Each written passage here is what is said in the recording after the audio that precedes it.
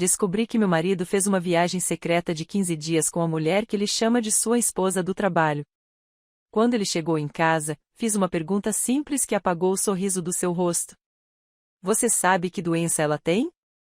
Ele correu para o médico, mas a verdade já o aguardava. Você sabe que doença ela tem?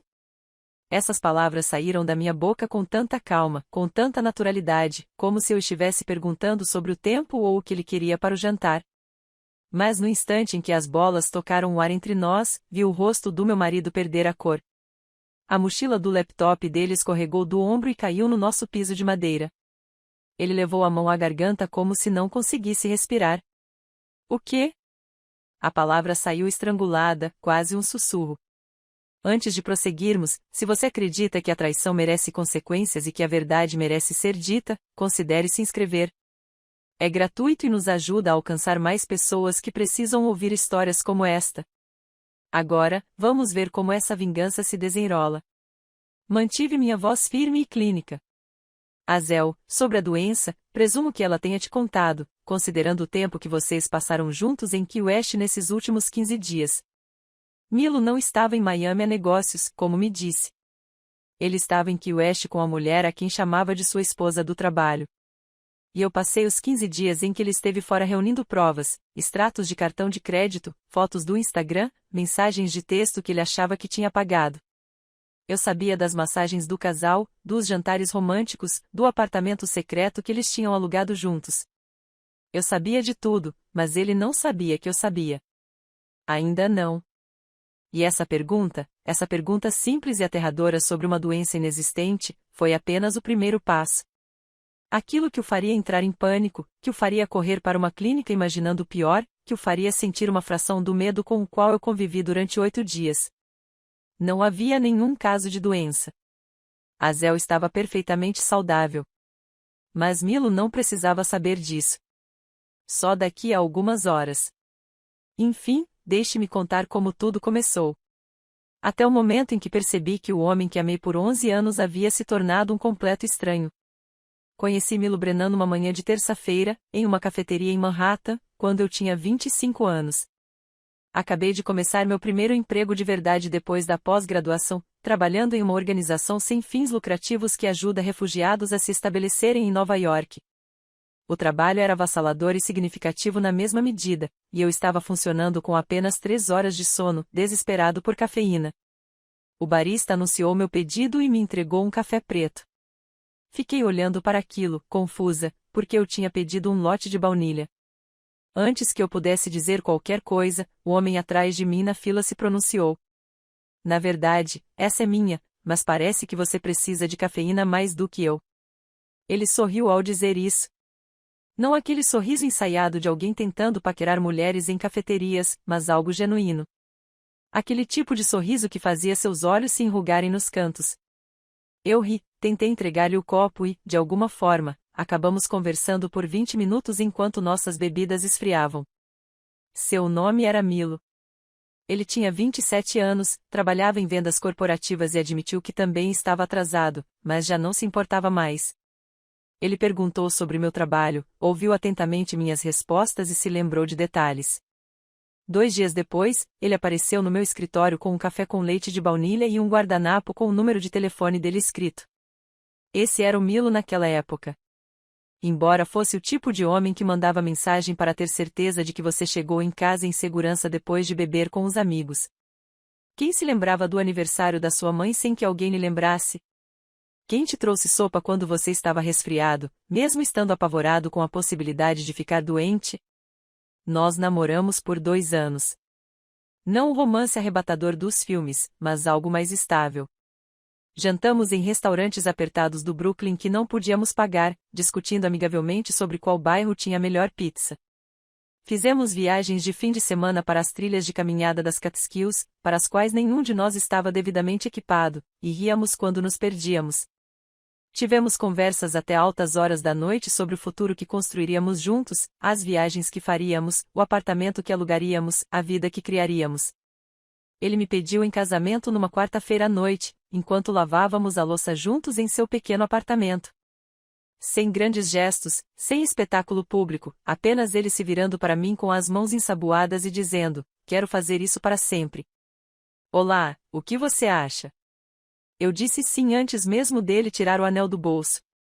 Nos casamos 2 anos depois, no Prospect Park, em uma tarde quente de setembro. Estávamos cercados por 60 pessoas. Amigos próximos e familiares, as pessoas que realmente importavam. Minha mãe chorou durante toda a cerimônia, enxugando as lágrimas com os lenços de papel que minha irmã lhe oferecia. O pai de Milo fez um brinde sobre parceria e compromisso que emocionou até os parentes mais céticos.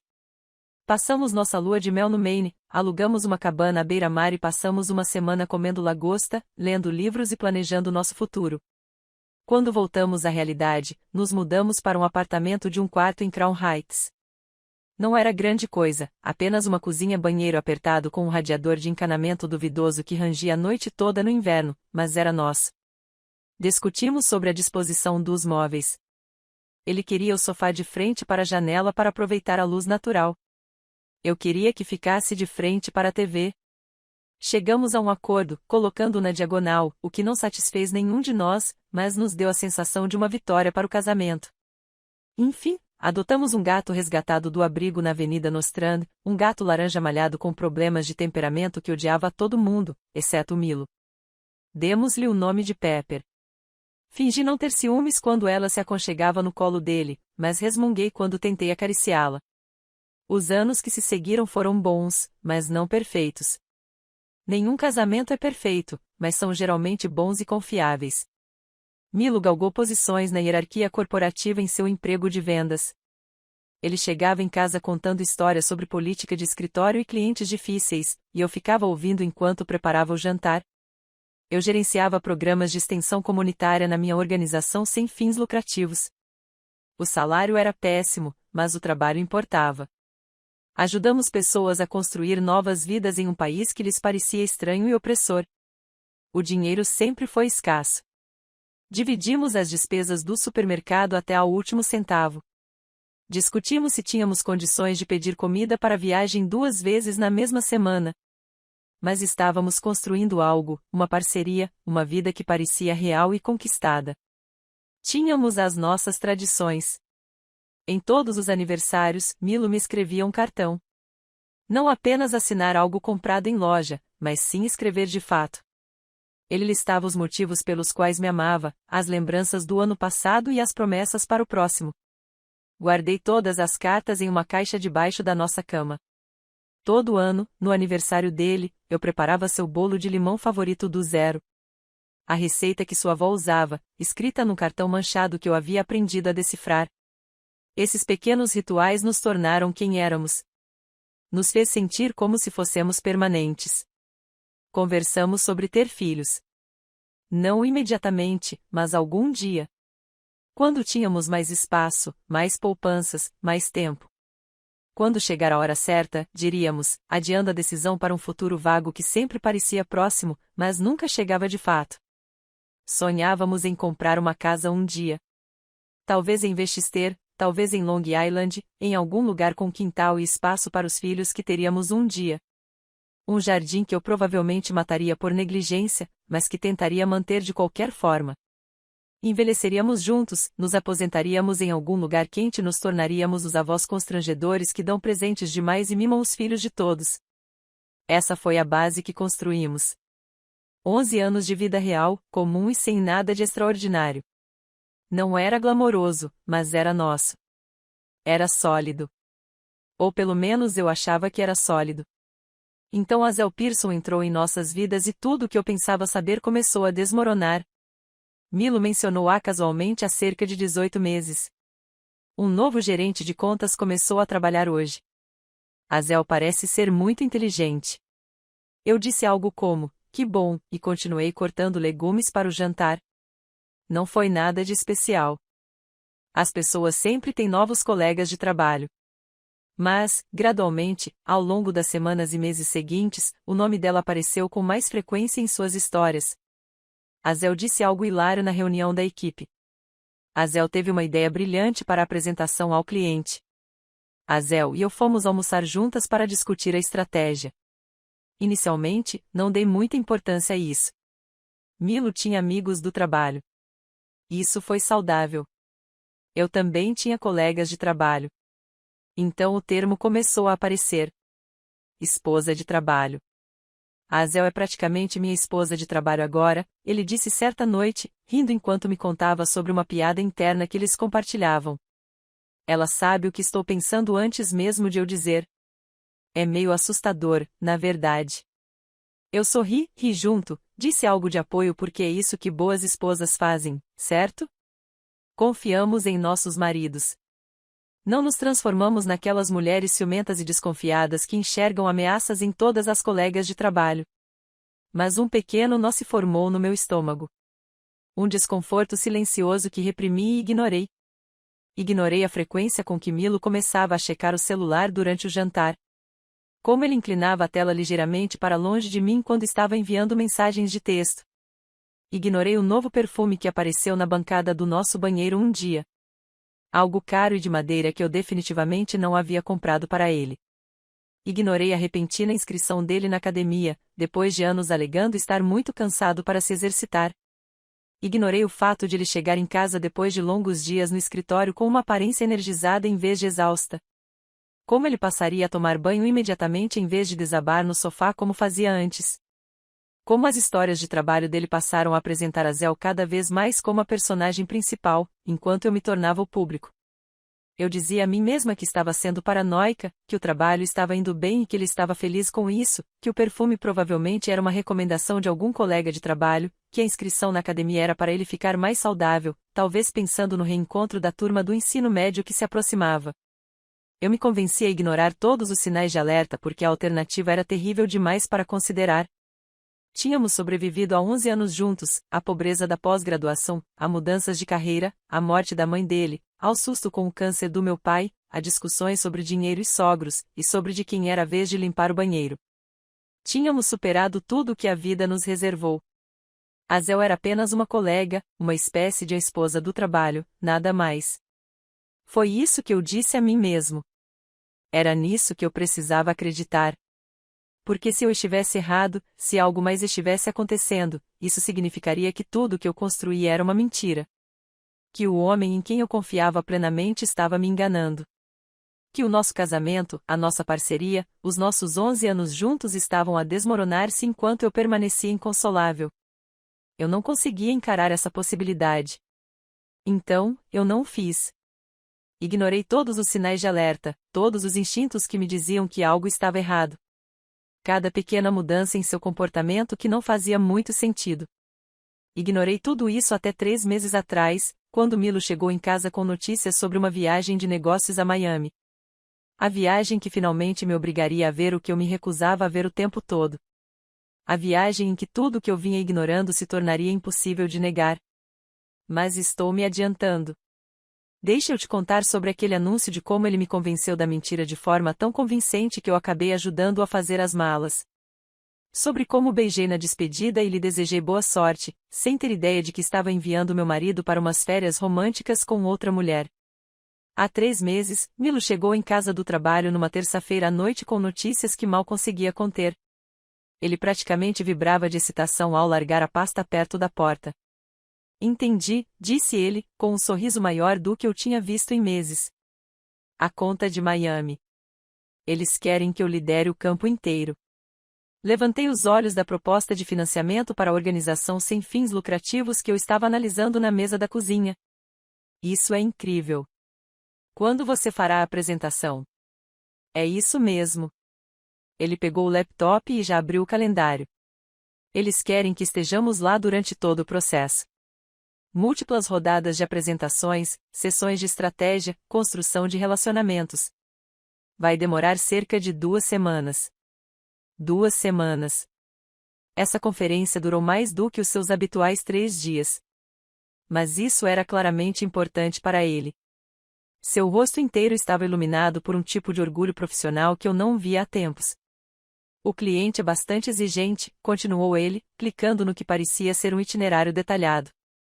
Reuniões consecutivas, jantares de trabalho todas as noites. Vai ser intenso, mas isso pode mudar tudo na minha carreira. Verdade, isso é material para vice-presidente. Eu me levantei e o abracei. Estou muito orgulhoso de você. Você trabalhou muito para isso. Ele me abraçou forte. E lembro-me de pensar naquele momento em como nos sentíamos seguros. Que sorte a minha ter um parceiro cujo sucesso eu pudesse celebrar. Nossa vida juntos era exatamente como eu sempre quis. Quando você vai embora? Perguntei. Na próxima sexta-feira. Eu sei que ainda é cedo, mas eles querem agir rápido. Ele recuou, olhou para mim com o que pareceu ser genuíno arrependimento. Vou sentir muita saudade de você. Também sentirei sua falta, mas são apenas 2 semanas. Sorri, já pensando em como o surpreenderia quando ele voltasse. Talvez possamos planejar um jantar agradável e abrir aquele vinho caro que estávamos guardando. Ei, que tal se eu tirar um tempo de folga e for com você? Eu poderia explorar Miami enquanto você estiver em reuniões. Poderíamos passar as noites juntos. Sua expressão mudou ligeiramente, mas eu percebi. Um lampejo de algo. Pânico, irritação antes do sorriso retornar. Que gentil, mas isso não funcionaria na prática, disse ele, fechando o laptop. As reuniões vão se estender até tarde da noite, às vezes até às 10 ou 11 da noite. Eu me sentiria péssimo em te deixar sozinho em um quarto de hotel todas as noites. Você ficaria entediado ao extremo. Eu não me importaria. Eu poderia Isla. Seu tom de voz tornou-se mais incisivo. Isto é trabalho. Trabalho importante. Preciso me concentrar totalmente em fechar esse contrato. Não posso me preocupar em entreter você ou garantir que você esteja se divertindo. Estamos falando da minha carreira. As palavras doeram mais do que deveriam. Senti que estava recuando. Senti a culpa familiar de ser carente demais, dependente demais, de pedir demais. Você tem razão, eu disse baixinho. Desculpe. Eu não estava pensando. Seu semblante suavizou-se imediatamente. Ele estendeu a mão para mim. Ei, não foi isso que eu quis dizer. Esta é uma grande oportunidade e preciso estar totalmente concentrado. Você entende, não é? Assenti com a cabeça. Eu entendi. Ou pelo menos era o que eu pensava. Nas 2 semanas seguintes à sua partida, Milo dedicou-se intensamente aos preparativos. Ele praticava suas apresentações na nossa sala de estar enquanto eu ouvia e dava meu feedback. Ele revisou os slides até altas horas da noite. Ele atendia teleconferências em horários estranhos, sempre entrando em nosso quarto e fechando a porta para ter privacidade. Ele explicava isso quando eu perguntava sobre os clientes que estavam em um fuso horário diferente. É mais fácil capturá-los no início da manhã ou no final da tarde. Eu o ajudei a fazer as malas. Estávamos juntos em frente ao nosso closet, debatendo quais camisas pareciam mais profissionais, quais gravatas transmitiam confiança sem arrogância. Lembrei-o de levar o carregador do celular, seus sapatos sociais de boa qualidade e os abotoaduras da sorte que seu pai lhe dera. Na manhã em que ele partiu, dei-lhe um beijo de despedida à porta do nosso apartamento, ajeitei a gola da sua camisa e disse-lhe para nos orgulhar. Eu te ligo todas as noites, prometeu ele, me abraçando forte. Mesmo que seja tarde, estarei esperando, eu disse. Ele arrastou a mala pelo corredor e desapareceu no elevador. Fiquei parada na porta, observando até que as portas se fechassem, depois voltei para dentro para o que eu imaginava que seriam 2 semanas rotineiras sozinha. Nos primeiros 3 dias, ele cumpriu sua promessa. Ele ligava todas as noites por volta das 9 ou 10 da noite. Em conversas breves, ele parecia cansado e distraído. As reuniões eram exaustivas. O cliente era exigente. Tudo foi mais complicado do que o esperado. Como é o hotel? Eu perguntava, tentando mantê-lo conversando, tentando manter a conexão apesar da distância. Multar. Hotel executivo padrão. Nada de especial. Suas respostas eram lacônicas, como se ele estivesse ansioso para encerrar a conversa. Escuta, eu preciso ir dormir. Reunião cedo amanhã. No 4º dia, as ligações cessaram. As mensagens de texto a substituíram. Exausto demais para falar. As reuniões se estenderam até a meia-noite. Amo você. O jantar do cliente atrasou. Indo para a cama. A gente se fala amanhã, mana. Algo parecia errado. Uma inquietação silenciosa que eu não conseguia nomear, mas da qual não conseguia me livrar. Eu dizia para mim mesmo que estava sendo paranoico. Ele estava trabalhando muito. É claro que ele estava cansado. É claro que as viagens de negócios eram exaustivas. Mas essa inquietação aumentou. No quinto dia, fiz algo que nunca tinha feito antes. Algo que teria parecido uma quebra de confiança se o nosso casamento tivesse sido o que eu pensava que fosse. Liguei para o Marriott no centro de Miami, o hotel que ele havia mencionado casualmente em uma de nossas breves conversas. Boa tarde, Marriott Downtown Miami, respondeu a recepcionista alegremente. Como posso ajudá-lo? Olá, sim, preciso estar conectada ao quarto do meu marido. Milo Brennan. Pausa. O som da digitação. Outra pausa, desta vez mais longa. Sinto muito, senhora. Não temos nenhum hóspede com esse nome hospedado no momento. Senti um revirar de estômago. Pode verificar novamente? Milo Brennan. Ele teria feito o check-in na última sexta-feira. Mais digitação. Não, senhora. Não consta nenhuma reserva com esse nome na última semana. Agradeci e desliguei, com as mãos tremendo. Talvez eu tenha me enganado quanto ao nome do hotel. Talvez ele tivesse mencionado um Marriott diferente. Liguei de volta. Na verdade, qual é a localização exata deste Marriott? Centro de Miami. Senhora, gostaria que eu a transferisse para uma de nossas outras agências em Miami? Pedi para ela verificar outros 3 hotéis da rede Marriott na região de Miami. Nada. Em nenhum deles havia Milo Brennan. Naquela noite, não consegui dormir. Eu fiquei deitada na nossa cama, olhando fixamente para o teto, tentando inventar explicações inocentes. Talvez a empresa dele tenha reservado o quarto usando uma conta corporativa. Talvez estivesse em nome de outra pessoa por motivos comerciais. Talvez eu estivesse me lembrando errado sobre qual rede de hotéis ele havia mencionado. Mas o mal-estar havia se transformado em algo mais agudo, algo que se assemelhava ao pavor. Levantei às 2 horas da manhã, abri meu laptop e entrei na nossa conta conjunta do cartão de crédito, aquela que usávamos para tudo, compras de supermercado, contas de luz, água e gás, despesas compartilhadas, aquela que mostraria os gastos da viagem de negócios dele, já que às vezes ele tinha que pagar adiantado e depois solicitar o reembolso. Consultei as transações dos últimos 5 dias e lá estavam elas.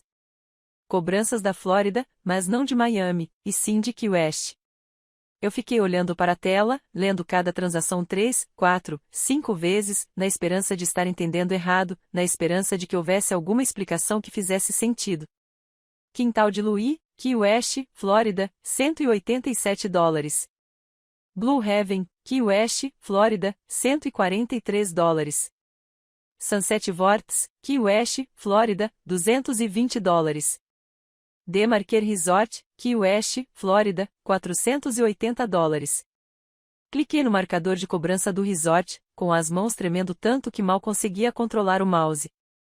A descrição do anúncio dizia: pacote romântico com massagem para casais e champanhe. As palavras ficaram borradas. Minha visão ficou turva. Eu não conseguia respirar. Meu marido não estava em Miami em viagem de negócios. Ele estava em Key West. Ele havia mentido sobre para onde ia. Ele havia mentido sobre o que estava fazendo. E ele estava gastando nosso dinheiro conjunto em atividades de paquera romântica. Eu já sabia disso antes mesmo de me permitir pensar conscientemente. Eu conhecia a Zell, sua colega de trabalho, a mulher cujo nome vinha aparecendo em suas histórias com frequência crescente nos últimos 18 meses. A mulher com quem ele alegava ter uma ligação. A mulher com quem ele estava trocando mensagens à meia-noite. Sentei-me à mesa da cozinha no escuro, encarando as faturas do cartão de crédito, e senti algo dentro de mim se quebrar. Ou talvez fosse o contrário. Talvez algo que vinha se deteriorando há meses finalmente tenha se quebrado por completo. E o que restou foi clareza. Uma clareza fria, cortante e devastadora. Meu casamento foi uma mentira. Meu marido estava em Key West com outra mulher. E eu estava ali sentada como uma boba, confiando nele, ajudando-o a arrumar as malas para suas férias românticas, dando-lhe um beijo de despedida e desejando-lhe boa sorte. A humilhação era sufocante. A traição foi devastadora. Mas por baixo dessas emoções, algo mais estava se construindo, algo mais duro e frio. Abri uma nova planilha e comecei a documentar cada cobrança, data, local, valor, nome do estabelecimento, criando provas e construindo um caso. Porque se Milo pensava que ia sair impune, se pensava que podia voltar para casa e continuar a mentir-me na cara, estava enganado. Cansei de ser a esposa ingênua, cansei de ser a tola. Eu ia descobrir exatamente o que meu marido andava fazendo e, em seguida, ia garantir que ele enfrentasse todas as consequências. Passei os 2 dias seguintes reunindo mais provas. Não apenas extratos de cartão de crédito e fotos do Instagram, mas tudo. Recuperei mensagens de texto apagadas da nossa conta compartilhada do iCloud. Uma característica que Milo aparentemente havia esquecido que existia quando pensava estar sendo cuidadoso. As mensagens datavam de 18 meses atrás. Li todos eles sentada de pernas cruzadas no chão do nosso quarto com meu laptop, me forçando a absorver cada palavra, mesmo quando parecia que eu estava engolindo vidro. Os primeiros textos eram bastante inocentes. Coordenação de trabalho, agendamento de reuniões, discussões sobre estratégias com clientes. Mas por volta do 3º mês, algo mudou. As mensagens tornaram-se mais frequentes e mais pessoais. Surgiram piadas internas e elogios que ultrapassaram os limites profissionais. Milo, você estava incrível naquela apresentação hoje. O cliente não conseguia tirar os olhos de você. Azel, pare. Foi você quem o matou. Formamos uma boa equipe. Milo, o melhor time. No 6º mês, eles já estavam trocando mensagens à meia-noite. Às 6 horas da manhã, durante os horários em que Milo supostamente estava dormindo ao meu lado na nossa cama, a sequência de eventos foi registrada em carimbos de data-hora digitais. A transição gradual de colegas para algo completamente diferente. Mas foram as mensagens de 2 meses atrás que me destruíram. Aquelas em que eles planejaram a viagem. Azel está ansiosa pelas 2 semanas em Miami, só para nós duas. Milo, eu sei. Odeio mentir para Islau, mas ela nunca entenderia. Azel, o que ela não sabe não lhe fará mal. Além disso, você disse que o casamento já estava morto há anos. Morto há anos. Fiquei ali sentado, encarando aquelas palavras, até que elas deixaram de fazer sentido como linguagem e se tornaram apenas formas em uma tela. Morto há anos. Nosso casamento, a parceria que eu considerava sólida. A vida que construímos juntos. Havíamos comemorado nosso aniversário há 3 meses. Ele se levantou durante o jantar com lágrimas nos olhos e falou sobre o quanto era grato por mim, por nós, por tudo que tínhamos criado juntos. Ele listou momentos específicos do ano passado, viagens que fizemos, manhãs tranquilas preparando café, discussões que resolvemos. Ele fez todos na mesa do restaurante chorarem com a sinceridade de sua voz. E aparentemente, durante todo esse tempo, ele vinha dizendo para Zel que nosso casamento estava acabado. Eu tirei print de todas as mensagens, organizei-as cronologicamente e fiz backup delas em 3 serviços de nuvem diferentes. Então sentei no chão do nosso quarto e chorei até minha garganta ficar irritada e meus olhos inchados. Quando terminei de chorar, algo estranho aconteceu. A dor não desapareceu, mas se transformou em outra coisa. Algo mais frio e cortante. Algo que transmitia uma sensação de clareza. Eu não ia desmoronar. Eu não ia confrontá-lo em lágrimas e implorar por explicações. Eu não ia lhe dar a satisfação de me ver destruída. Eu ia ser estratégico e calculista. Eu ia fazê-lo sentir exatamente o que eu havia sentido. E então eu ia garantir que ele enfrentasse todas as consequências que vim evitando com tanto cuidado.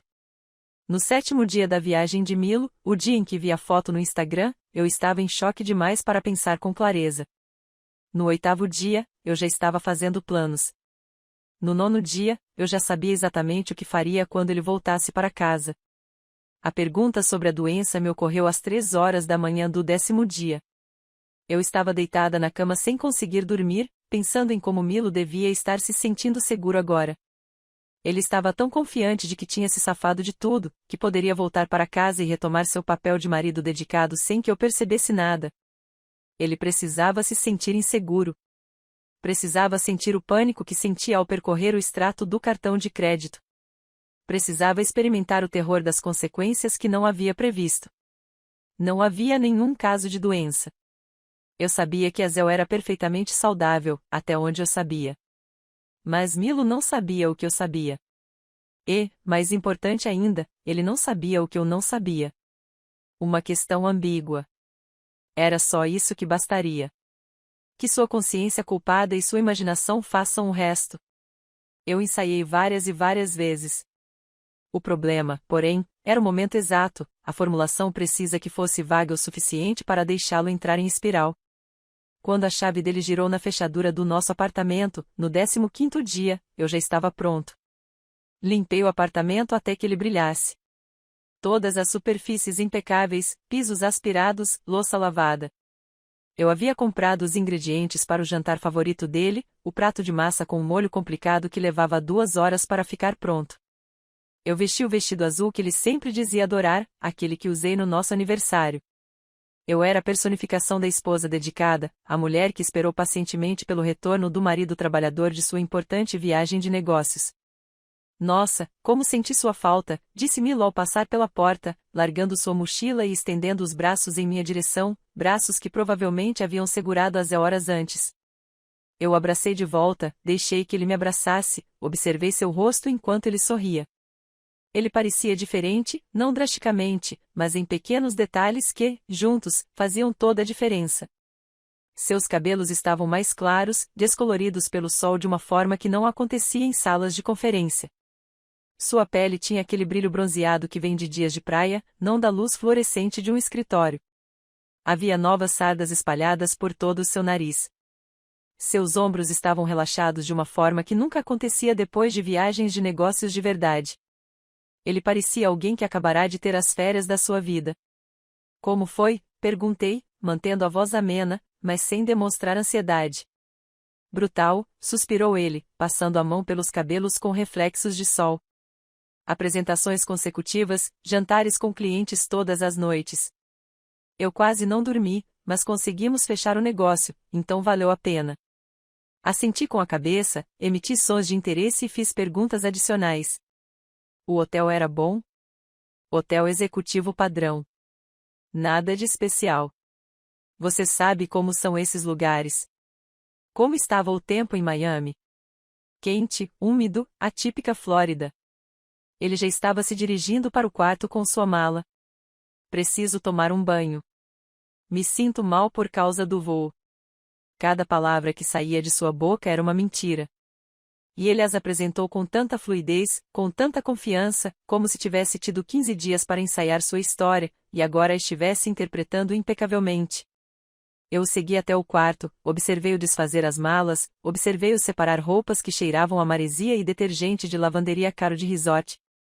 Tenho certeza de que Azel foi de grande ajuda com a apresentação, eu disse casualmente, como se estivesse puxando conversa. Ele ficou paralisado por um segundo, tempo suficiente para isso. Sua mão parou no meio do processo de tirar uma camisa da mala. Seus ombros se enrijeceram. Então, ele se obrigou a relaxar para continuar se movendo e agir naturalmente. Avelã. Sim, ela se saiu muito bem. Você a conhece.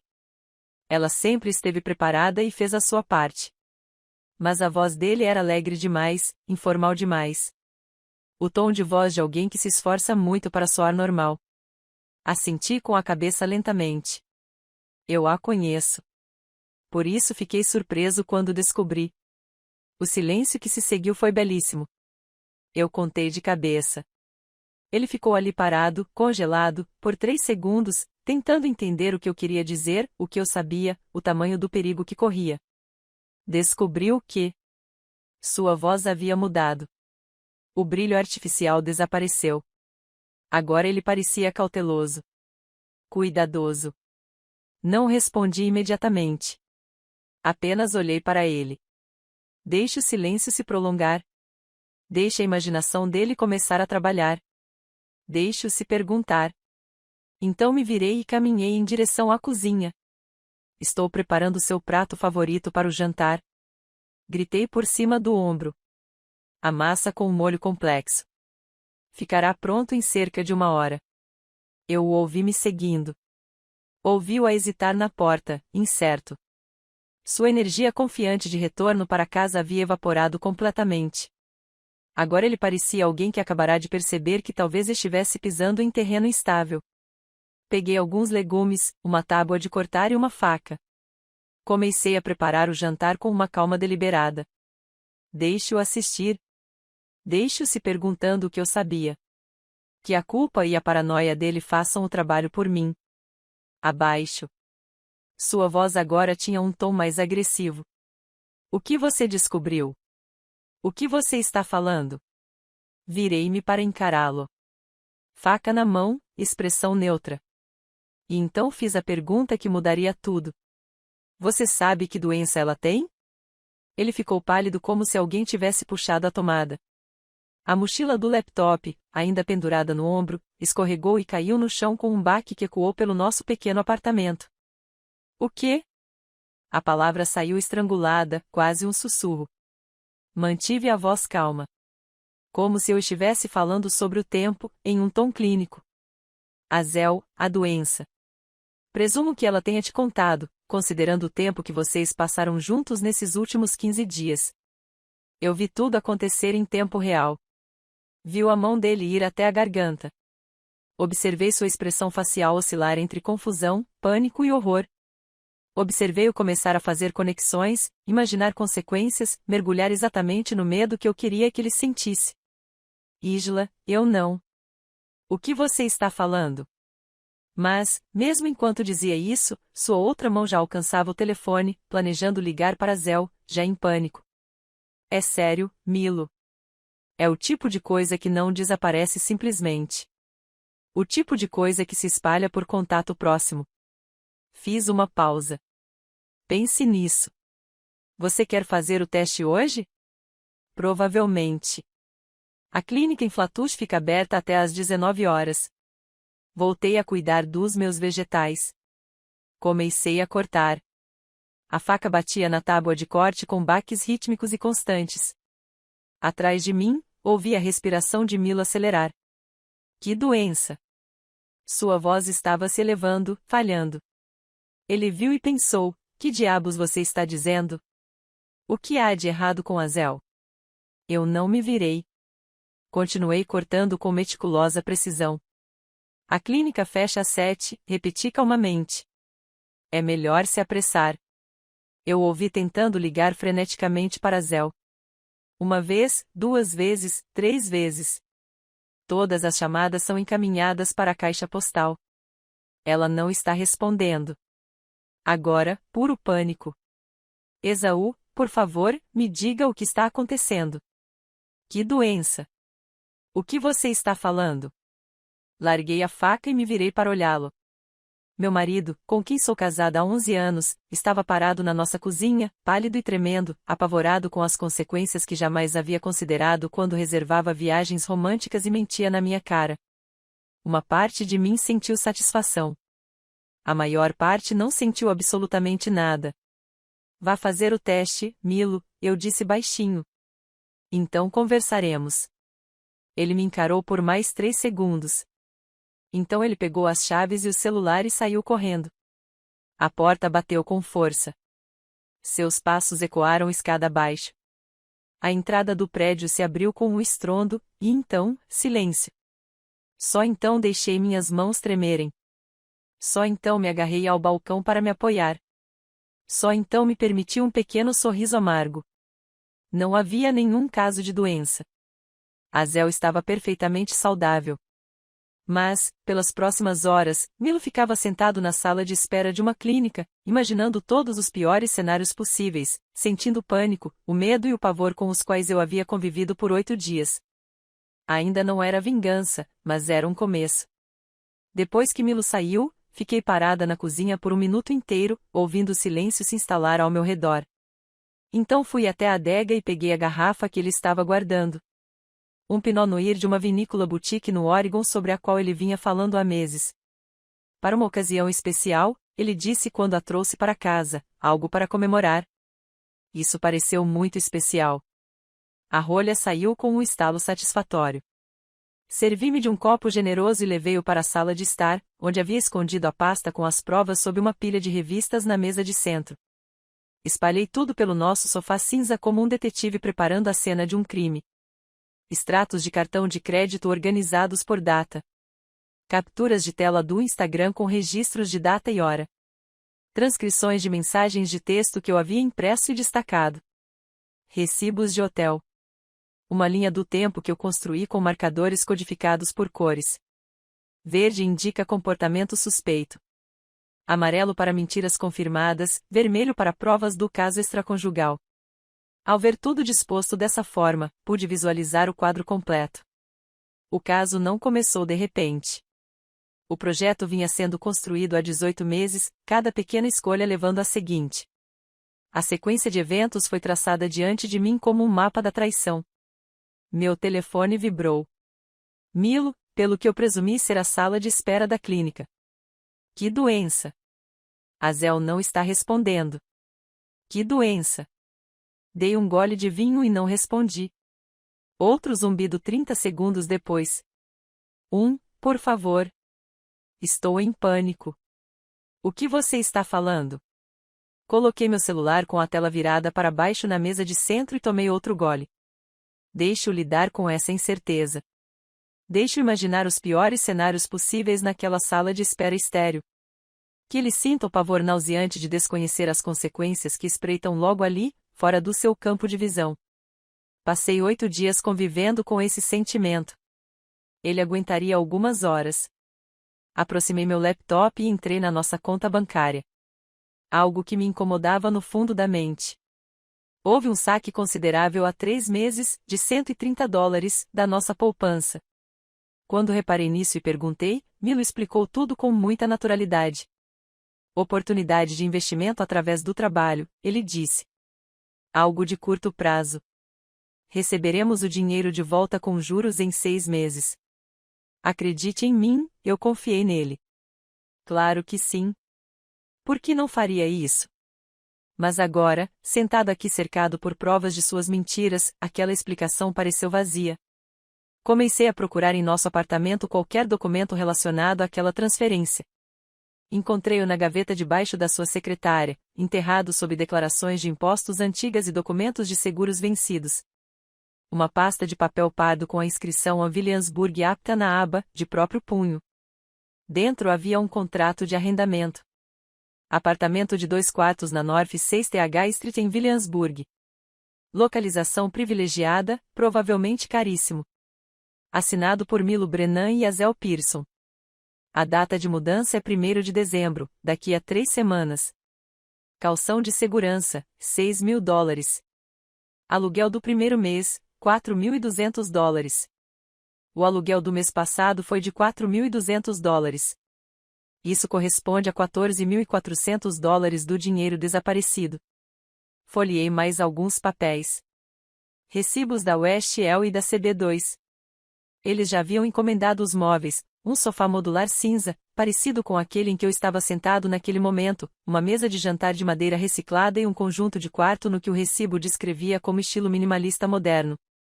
Havia amostras de tinta grampeadas em uma das folhas de papel, azul claro para a sala de estar e verde sálvia para o quarto. Alguém, provavelmente Azel a julgar pela caligrafia, havia feito anotações nas margens. Este transmite calma e sofisticação. Eles não estavam apenas tendo um caso. Eles estavam construindo uma casa juntos, escolhendo móveis, selecionando cores de tinta, planejando uma vida.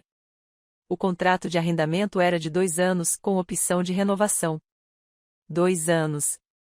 Eles haviam se comprometido a ficar juntos por 2 anos. Isso não foi um caso passageiro.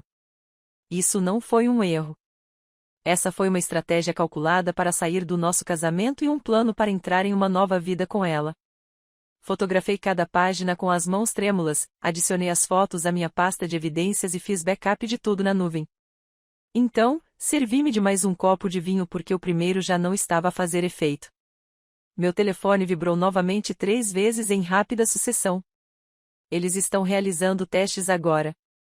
Painel completo. Isso é uma loucura. Por que você não me responde? Azel ainda não atende. O que está acontecendo? Ignorei tudo e abri meu laptop novamente. Se Milo escondeu um contrato de aluguel, o que mais poderia estar enterrado em nosso computador compartilhado que eu nunca pensei em procurar? Descobri que o aplicativo de mensagens dele ainda estava sincronizado com o computador. Eu já tinha lido as mensagens dele com Azel, mas não tinha verificado as conversas dele com mais ninguém. Comecei com o irmão dele, Ryan. Ryan esteve em nosso apartamento para jantar há 2 semanas. Ele trouxe vinho e contou histórias engraçadas sobre seu novo emprego. Ele me abraçou para se despedir e disse para eu me cuidar.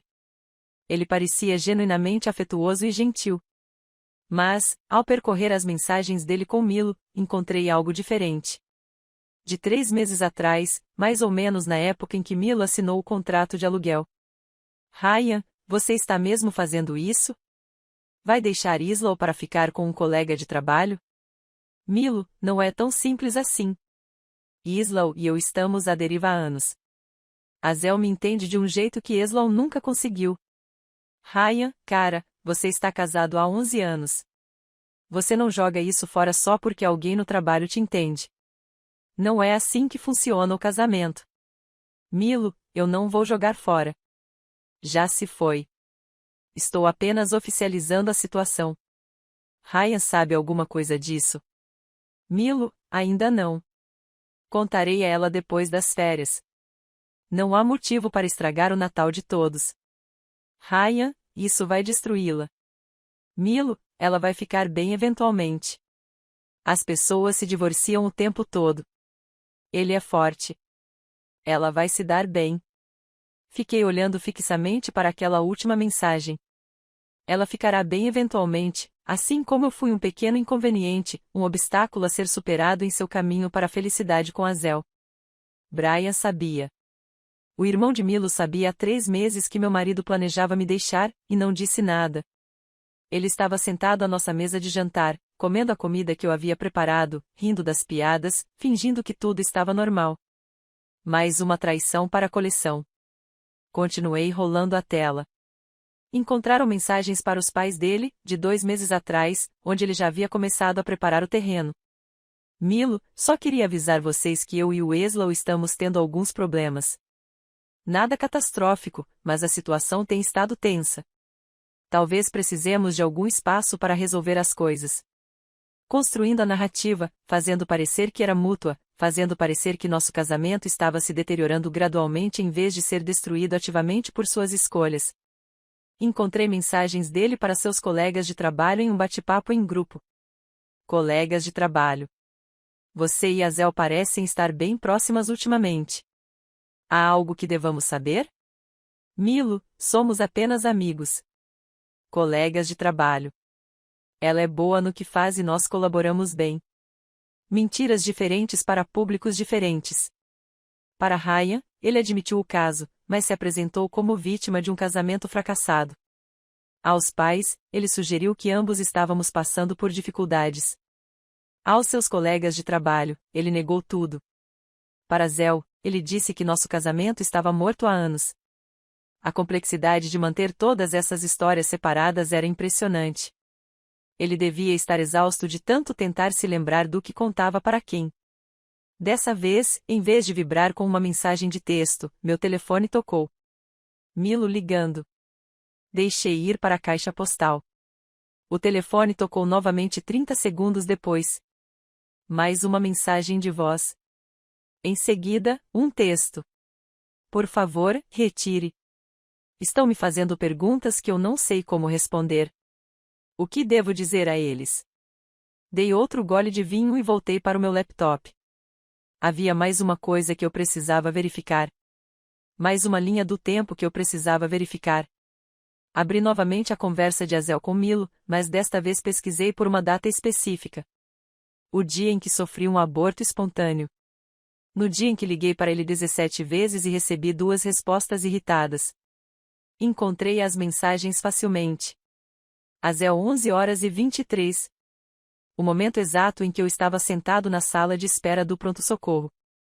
Não acredito que ainda temos mais 5 dias aqui. Isso foi perfeito. Spinning, 11h31. Eu sei. Eu nunca quero que isso acabe. A vida real vai ser um inferno quando voltarmos. Às 11h45. Não precisamos voltar à vida real. Poderíamos fazer disso a nossa vida real. O apartamento. Estar realmente juntos em vez de se esconder. Girando, 11h52. Logo após as férias. Eu prometo. Só mais alguns meses e poderemos parar de fingir. Às 12h03. Eu te amo. Milo, 12h07. Eu também te amo. Toda essa conversa aconteceu enquanto eu estava sangrando e minhas roupas ficavam encharcadas na sala de espera de um hospital. Enquanto eu sofria com cólicas, estava apavorada e tentava desesperadamente entrar em contato com ele. Enquanto eu perdia nosso bebê sozinha, ele trocava mensagens com a amante sobre as férias perfeitas deles, o futuro juntos e o quanto a amava. Eu liguei para ele às 12h15. Ele respondeu, irritado. Isa, estou no meio de algo. Isso pode esperar? Não podia esperar. Mas eu não lhe tinha contado isso. Não queria incomodá-lo durante sua importante viagem de negócios. Ainda estava tentando ser uma esposa compreensiva. Foi então que a ficha caiu de vez. Não foi apenas o caso extraconjugal, não foram apenas as mentiras, mas o momento escolhido, a crueldade específica dele em planejar sua saída do nosso casamento enquanto eu estava perdendo o bebê que tínhamos concebido juntos.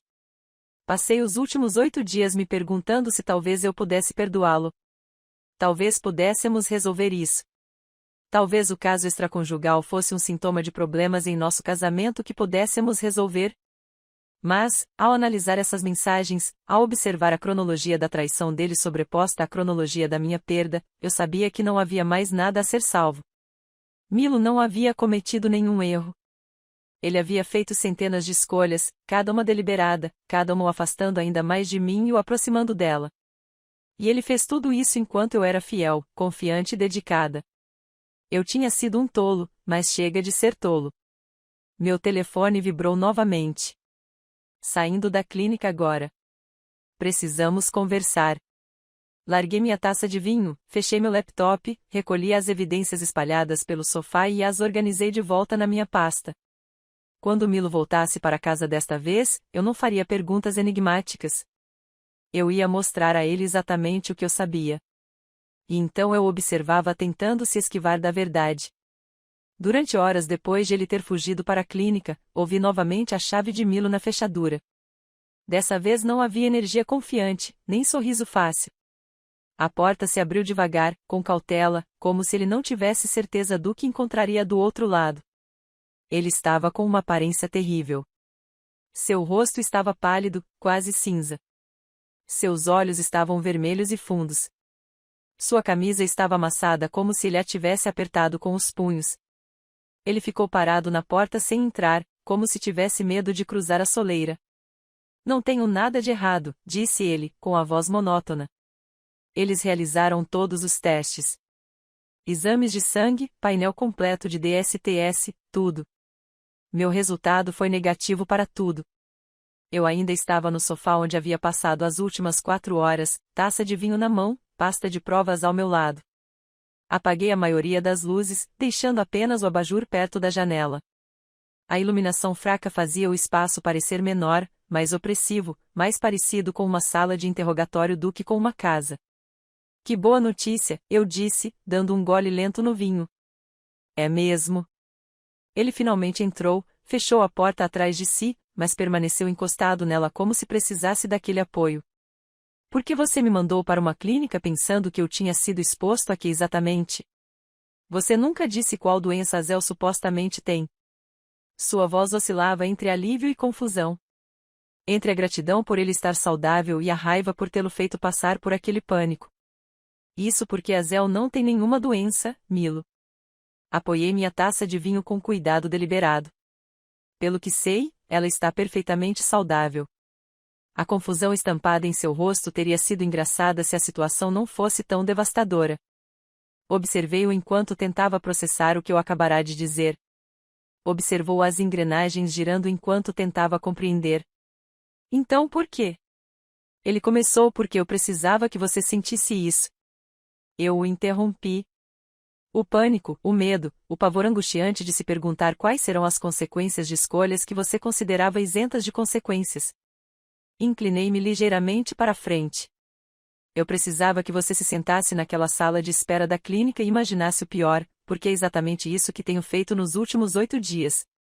8 dias. Ele se afastou da porta, deu alguns passos hesitantes em minha direção e então parou. Isa, do que você está falando? O que aconteceu há 8 dias? Sua voz havia mudado para aquele tom conciliador que ele usava quando tentava apaziguar os ânimos. O tom que costumava funcionar comigo porque eu queria acreditar que estava tudo bem.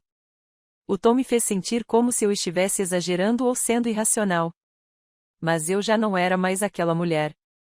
Peguei meu celular na mesa de centro, abri o e-mail da Sarah e mostrei a captura de tela do Instagram para que o Milo pudesse ver claramente.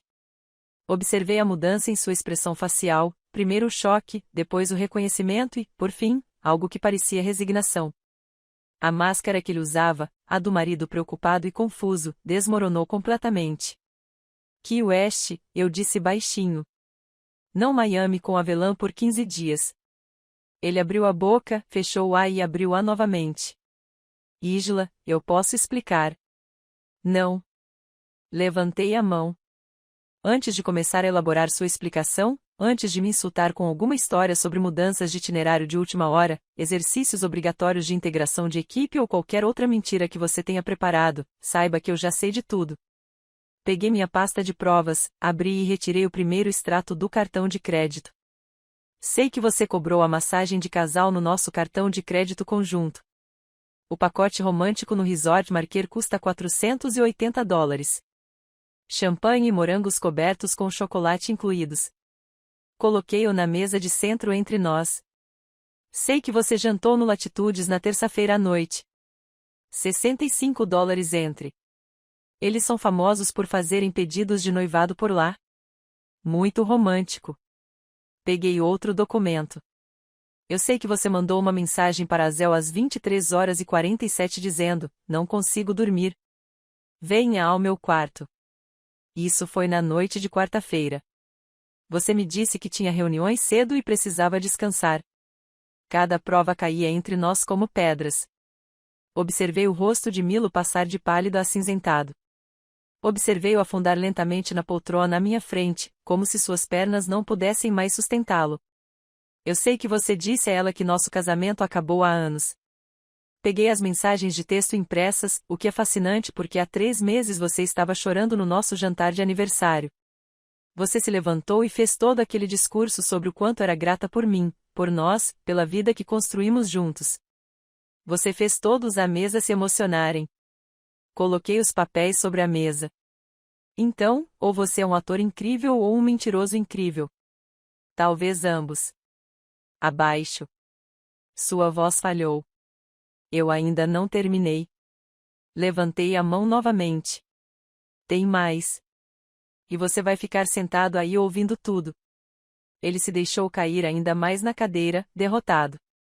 É isto que realmente me intriga, Milo. Inclinei-me para a frente, certificando-me de que ele estava olhando para mim. Eis a parte em que tenho pensado durante 8 dias seguidos e que me manteve acordado todas as noites. Respirei fundo. Essa foi a parte mais difícil, a parte que mais doeu. 2 semanas antes de você viajar a negócios, fiz um teste de gravidez no nosso banheiro enquanto você estava no trabalho. Minha voz era firme, mas baixa. Foi positivo. Estávamos grávidas. Depois de 1 ano falando sobre formar uma família, de eu pesquisar médicos especialistas em fertilidade e de planejar nosso futuro, finalmente aconteceu. O rosto de Milo passou de pálido para verde. Sua mão apertou o apoio de braço com tanta força que seus nós dos dedos ficaram brancos. Eu ia te contar isso na sexta-feira. Eu já tinha tudo planejado. Qual é o seu jantar favorito? Cidra espumante. Talvez um par de sapatinhos de bebê como uma dica. Engoli em seco. Mas na noite de quinta-feira, Você recebeu aquela ligação de emergência sobre Miami. Disse que você tinha que partir na manhã seguinte. Pedimos para adiar o jantar de sexta-feira. Islau, ele sussurrou. Decidi esperar e te contar quando você voltasse. Torne isso ainda mais especial. Uma surpresa para quando você chegasse em casa. Peguei meu celular e mostrei a ele meu registro de chamadas. Mas, 5 dias depois de você ter chegado de férias aqui West, eu comecei a sangrar. Pesado. Inegável. Ele levou a mão à boca. Eu te liguei 17 vezes naquela tarde, Milo. 17 vezes. Você respondeu 2 vezes. Nas 2 ocasiões, fiquei irritado por interromper suas reuniões importantes. Nas 2 vezes, perguntei se podia esperar. Mostrei a ele a mensagem de texto trocada entre ele e Azel naquele dia. Aquelas que eu tinha encontrado antes. Você quer saber o que estava fazendo enquanto eu te ligava? Enquanto eu estava sangrando, apavorada e precisava de você. Eu as li em voz alta. Não acredito que ainda temos mais 5 dias aqui. Isso foi perfeito. Essa era Azel às 11h23 da manhã. Você respondeu às 11h31. Eu sei. Eu nunca quero que isso acabe. A vida real vai ser um inferno quando voltarmos. Milo parecia que ia vomitar. Eu dirigi até o pronto-socorro, sentei sozinha na sala de espera e ouvi um médico que eu nunca tinha visto antes explicar que eu estava sofrendo um aborto espontâneo. Com 8 semanas de gestação, não havia nada que pudessem fazer. Essas coisas acontecem. Minha voz finalmente falhou. Cheguei em casa e encontrei este apartamento vazio, sofrendo sozinha enquanto você recebia massagens para casais e mandava mensagens para sua amante dizendo o quanto a amava. O silêncio que se seguiu foi absoluto. Milo ficou sentado, imóvel na cadeira, com o rosto da cor de giz. Havia um bebê, ele finalmente sussurrou. Existia, mas já não existe mais. Terminei meu vinho num só gole.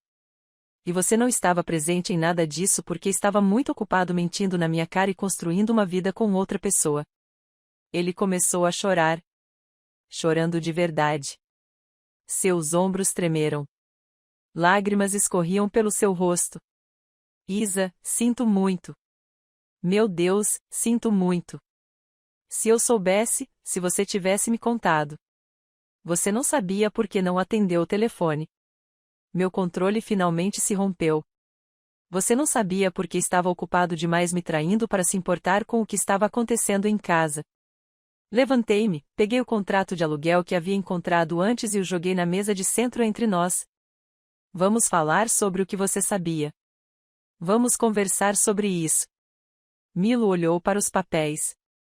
Seu rosto ficou ainda mais pálido. Apartamento de 2 quartos em Williamsburg.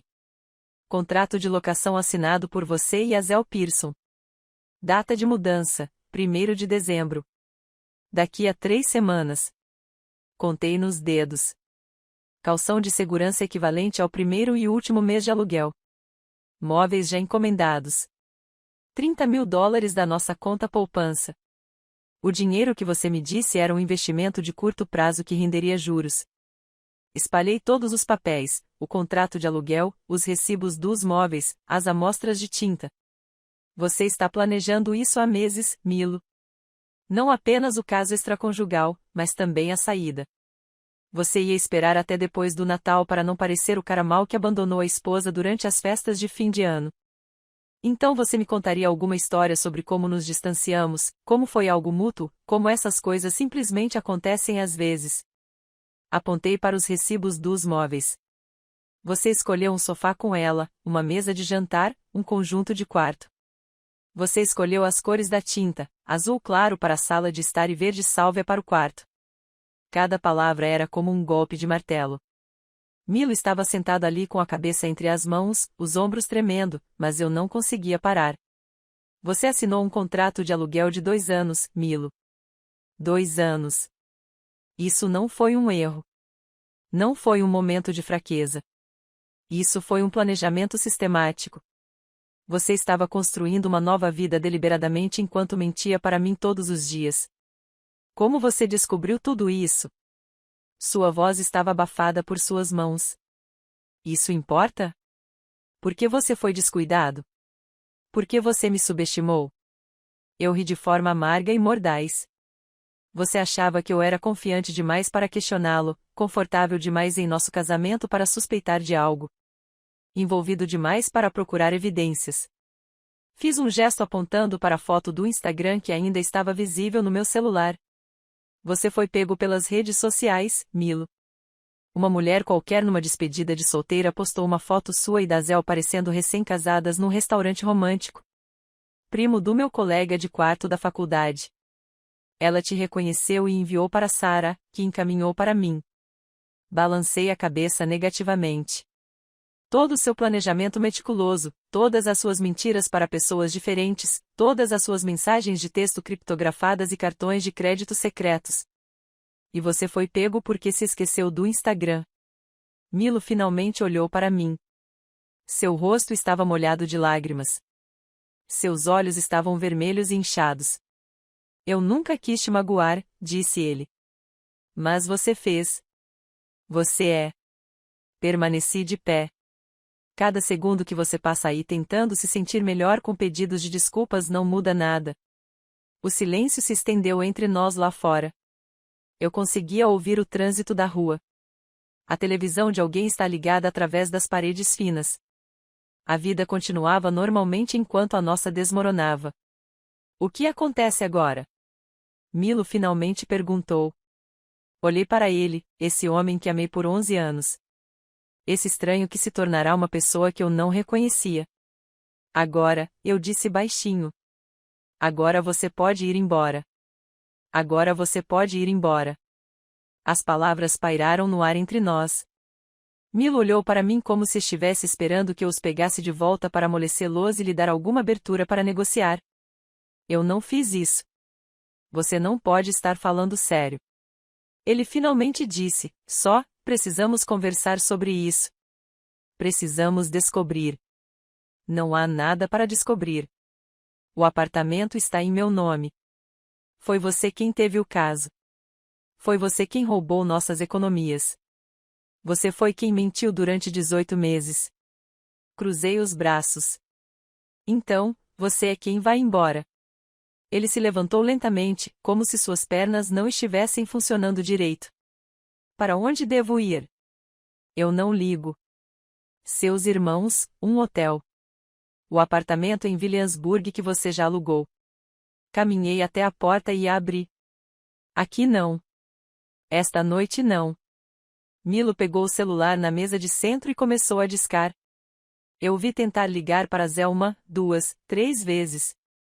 Cada chamada vai direto para a caixa postal. Ela não está respondendo, disse ele, com o pânico começando a transparecer em sua voz. Por que ela não está respondendo? Talvez ela esteja ocupada, sugeri, em tom indiferente. Ele tentou repetidas vezes. Contei 23 chamadas na hora seguinte enquanto ele andava de um lado para o outro na nossa sala de estar, e nenhuma delas foi atendida. Ele passou a digitar mensagens de texto, com os polegares deslizando rapidamente pela tela. Tem alguma coisa errada, ele repetia. Azel sempre responde. Rapazes, alguma coisa deve ter acontecido. Quase ri da ironia. A mulher por quem ele destruiu nosso casamento agora o estava abandonando na mão. Mas mantive minha expressão neutra e não disse nada. Por volta da meia-noite, quando ficou claro que Azel não ia responder, Milo finalmente pegou algumas roupas e foi embora. Eu ouvi ao telefone no corredor, ligando para seu irmão Ryan, perguntando se ele poderia ficar lá por alguns dias. Tranquei a porta atrás dele e fiquei parada no silêncio repentino do apartamento. Nosso apartamento. Meu apartamento agora. Então me servi de outra taça de vinho e esperei. Na manhã seguinte, acordei com 17 chamadas perdidas do Milo. Ignorei todos eles e fiz café. Por volta das 10 horas, ele apareceu na porta. Não o deixei entrar, fiquei parada na porta, bloqueando sua entrada. Azel se foi, disse ele. Ele parecia não ter dormido. Seus olhos estavam vermelhos, suas roupas amarrotadas. Ela ligou para o trabalho dizendo que estava doente. Licença por tempo indeterminado. A colega de quarto dela disse que ela arrumou as malas e foi embora ontem à noite. Simplesmente desapareceu. Ei, eu disse. Certo, é só isso que você precisa dizer. Sua voz se elevou. Isla não atende minhas ligações. Ela não responde às mensagens. Fui ao apartamento dela e a colega de quarto disse que ela parecia chateada, comentou algo sobre precisar de espaço e simplesmente saiu. Para onde ela iria? Dei um gole no meu café. Não faço ideia, Milo. Ela é sua namorada. Você deveria conhecê-la melhor do que eu. Não a chame assim. Ele passou as mãos pelos cabelos. Não é. Não foi bem assim, foi. Você assinou um contrato de aluguel com ela, escolheu os móveis, planejou uma vida juntos. Como você chamaria isso? Você não tinha resposta para isso. Preciso entrar, disse ele. Adquira mais dos meus produtos. Ótimo, você tem 10 minutos. Eu me afastei. Ele se movia pelo apartamento como um fantasma, recolhendo roupas, artigos de higiene pessoal e seu laptop. Eu observei da porta, tomando meu café sem sentir nada. Vou resolver isso, disse-lhe ao sair. Vou descobrir o que aconteceu com a Azel e depois vou resolver as coisas com você. Conosco? Não existe mais a nós, Milo. Comecei a fechar a porta. Quanto mais cedo você aceitar isso, mais fácil será. O que Milo não sabia.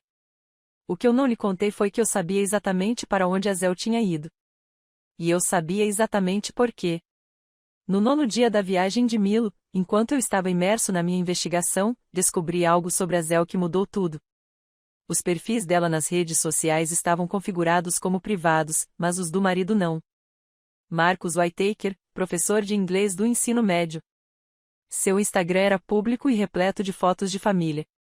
Azel, Marcus, 2 meninas pequenas, talvez de 7 e 9 anos, na praia, em festas de aniversário, em viagens de acampamento. A foto mais recente, de 3 semanas atrás, mostrava eles em uma plantação de abóboras. A legenda dizia: tempo em família no outono. Muito grata por esses 3. Azel tinha uma família, um marido, filhos. 2 menininhas que a chamavam de mamãe e não faziam ideia de que a mãe planejava deixá-las pelo meu marido. Fiquei olhando para aquelas fotos por uma hora, sentindo-me mal. Aquelas crianças inocentes que estavam prestes a ter suas vidas destruídas. Passei o dia inteiro em agonia, sem saber o que fazer. Não era da minha conta destruir a vida da Zel.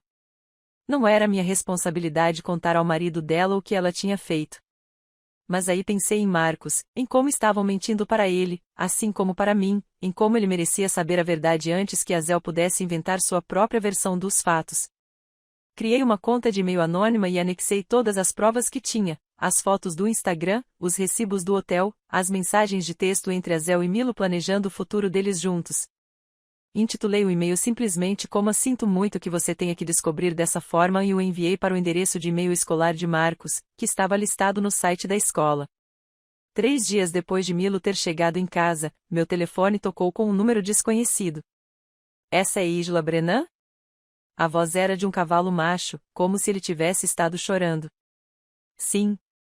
Quem é esse? Marco Whittaker. O marido de Azel. Ele fez uma pausa. Acho que precisamos conversar sobre nossos cônjuges. Nos encontramos em uma pequena cafeteria no Brooklyn na tarde seguinte. Eu o reconheci imediatamente pelas fotos do Instagram. Embora agora parecesse mais velho, cansado. Seus olhos eram bondosos, mas tristes. Obrigado por me receber, disse-lhe enquanto nos sentávamos para tomar nossos cafés. Eu sei que isso deve ser estranho. Não é mais estranho do que qualquer outra coisa que tenha acontecido esta semana. Ele pegou o celular. Você me enviou aquele e-mail? O anônimo. Hesitei, depois assenti com a cabeça. Desculpe. Eu sei que não era da minha conta, mas não precisa se desculpar. Ele colocou o celular sobre a mesa entre nós. Eu precisava saber. Eu merecia saber. Ele olhou para mim. Há quanto tempo você sabe sobre eles? 8 dias. Vocês 4? Ele esfregou o rosto. Azel me disse que ia para a Flórida em uma viagem com as amigas. Antigos amigos da faculdade disseram que estavam planejando isso há meses. Ela me mandava fotos todos os dias, de praias, restaurantes, dizendo que sentia saudades de mim e das meninas. Milo me disse que era uma viagem de trabalho a Miami, uma apresentação crucial para um cliente, e me enviou fotos das salas de conferência. Marcos balançou a cabeça negativamente. Eles coordenaram tudo, o momento certo, as mentiras. Ela chegou a usar fotos antigas das nossas filhas e postá-las como stories do Instagram para que eu achasse que estava tudo normal. Mostrei a ele meus extratos de cartão de crédito. Eles debitaram tudo em nossas contas conjuntas. Massagem para casal por $480, com jantares românticos todas as noites. Encontrei o contrato de aluguel deles, disse Marcos em voz baixa, do apartamento em Williamsburg. Ela me disse que havia sacado 15 mil de nossas economias para um programa de certificação de professores. Era a metade dela no ninho de amor secreto deles. Sua voz falhou. Fundo para a faculdade da minha filha. Ela roubou dos próprios filhos. Ficamos sentados em silêncio por um instante. Quantos anos têm suas filhas? Perguntei. 7 e 9. Mera e Sophie. Ele me mostrou uma foto no celular dele. Duas lindas menininhas com sorrisos de pés separados. Eles ainda não sabem. Eu não contei para eles. Como você explica que a mamãe escolheu o marido de outra pessoa em vez da própria família? Senti um nó na garganta. Sinto muito, Marcos. Fico pensando no que perdi. Ele disse que eram os sinais. Ela começou a se vestir de forma diferente há cerca de 6 meses. Comprei roupas novas. Passei a ir mais à academia. Ela estava constantemente no celular e eu pensei, na verdade, que ela estava apenas se sentindo bem consigo mesma, sendo saudável. Eu jamais imaginei. Eu fiz a mesma coisa. Admiti que Milo começou a usar colônia que eu não comprei. De repente, passou a se preocupar com a sua aparência. Cheguei em casa depois de longos dias de trabalho energizado em vez de exausto. E eu dizia a mim mesma que estava sendo paranoica, que estava sendo uma esposa ciumenta e desconfiada por sequer ter essa dúvida. Confiamos neles, disse Marco simplesmente. Isso não é um defeito. É isso que se espera fazer em um casamento. Pedimos mais café e depois o almoço. A conversa durou de 1 a 3 horas. Dois estranhos unidos pela mesma traição, comparando experiências, compartilhando evidências, encontrando conforto em não estarem sozinhos.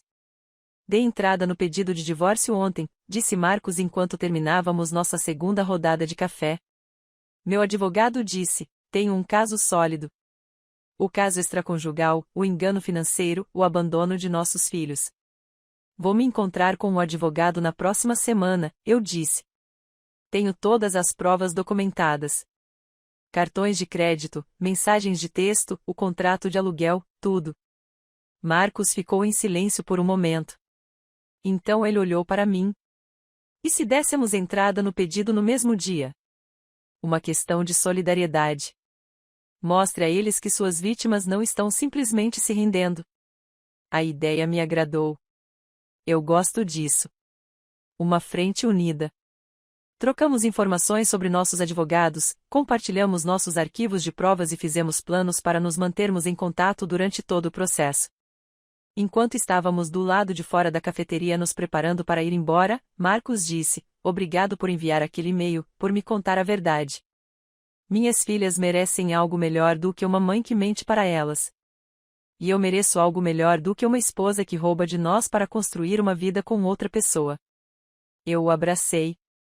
Esse estranho que, de alguma forma, me entendia melhor do que qualquer outra pessoa naquele momento. Tudo vai ficar bem, eu disse. Dessa vez, as palavras pareceram mais reais. Por fim, ele acabou concordando. Ele apertou minha mão. Disse, Islau. Eu o vi se afastar, desaparecendo na tarde do Brooklyn. Então fiquei ali parado por um momento, respirando o ar frio de novembro, sentindo algo mudar dentro de mim. Passei a última semana concentrada na traição de Milo, na minha própria dor e raiva. Mas conversar com Marcos, ver os danos colaterais, aquelas duas garotinhas que estavam prestes a ter seu mundo destruído, fez tudo parecer mais real, mais significativo. Isso não se tratava mais apenas de mim e do Milo. Era sobre os filhos de Azel, sobre Marcos, sobre todas as pessoas afetadas por duas pessoas egoístas que só pensaram no que queriam. Meu telefone vibrou. Milo, podemos conversar de novo, por favor? Preciso entender o que aconteceu. Para onde foi Azel? Olhei para a mensagem por um longo momento. Então respondi: pergunte ao marido dela. Enviei essa mensagem para o Milo. Pergunte ao marido dela e veja os 3 pontos aparecerem imediatamente. Desaparecer. Apareça novamente. Depois, nada. 10 minutos depois, meu telefone tocou.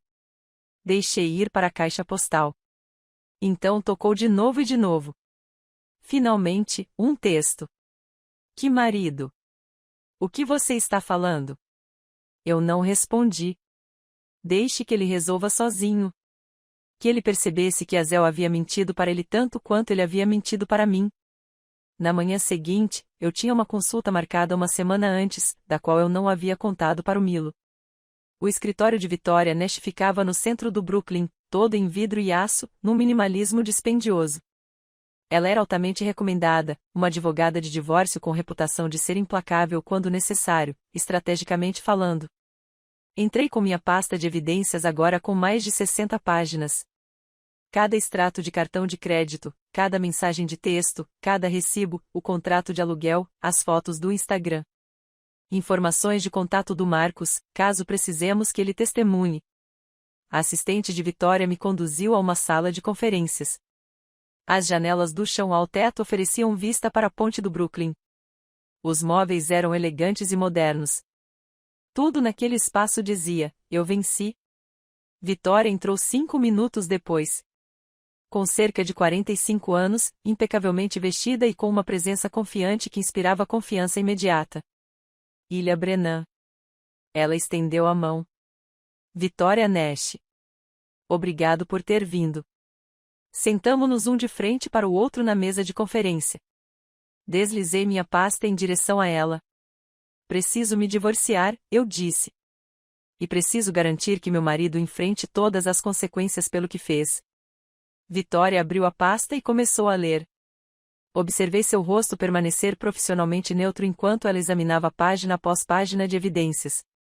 Quando finalmente ergueu os olhos, ela sorriu. Não era um sorriso caloroso. O sorriso de um predador que acaba de avistar a presa. Este é o caso dos sonhos de qualquer advogado de divórcio, disse ela. Caso extraconjugal documentado com duração de 18 meses. Apropriação indébita de bens conjugais. Contrato de aluguel secreto assinado sem o seu conhecimento. Abandono durante uma emergência médica. Ela bateu na pasta. O juiz vai crucificá-lo sem dó nem piedade. Algo dentro do meu peito se solta um pouco. Validação. Validação jurídica profissional de que o que Milo fez foi tão grave quanto parecia. O apartamento secreto é especialmente incriminador. Victoria continuou. Isso não é um momento de fraqueza ou um erro. Isso é abandono premeditado. Ele estava planejando sua fuga enquanto roubava suas economias conjuntas. Ela virou para outra página. $30.000 sem o seu conhecimento ou consentimento.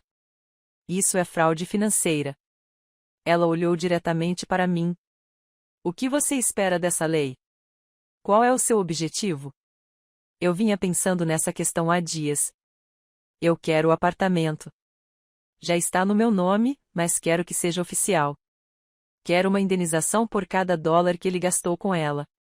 Cada jantar romântico, cada quarto de hotel, cada despesa que deveria ter sido nossa, mas acabou sendo por conta deles.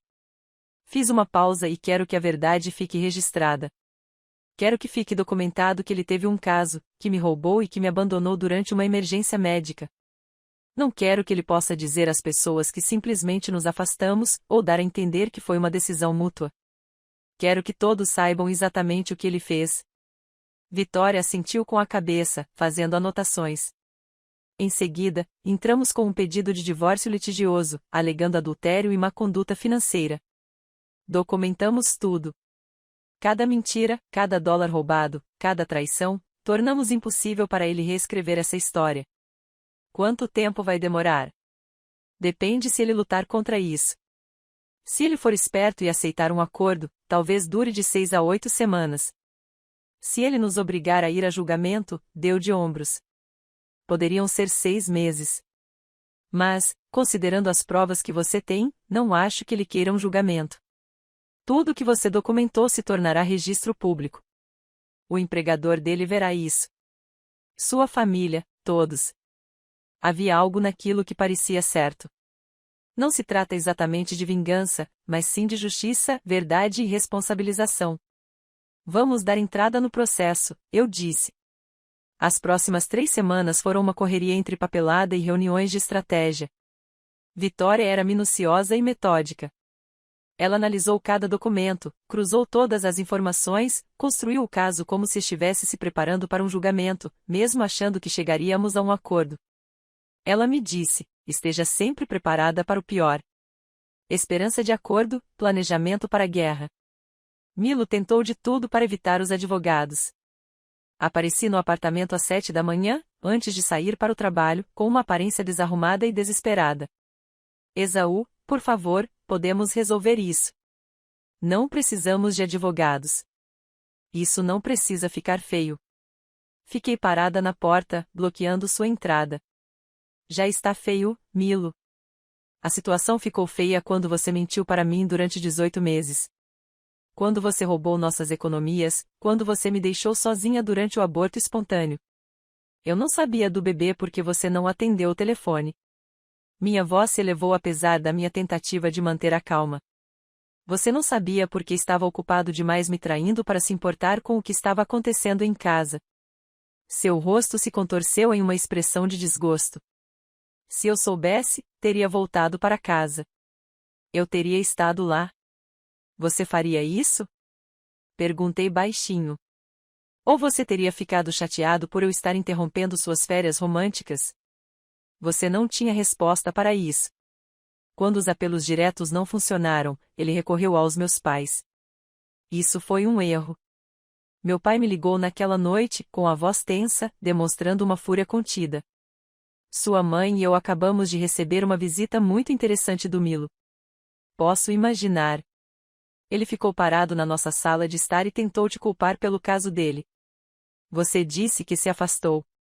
Disse que o casamento tinha problemas.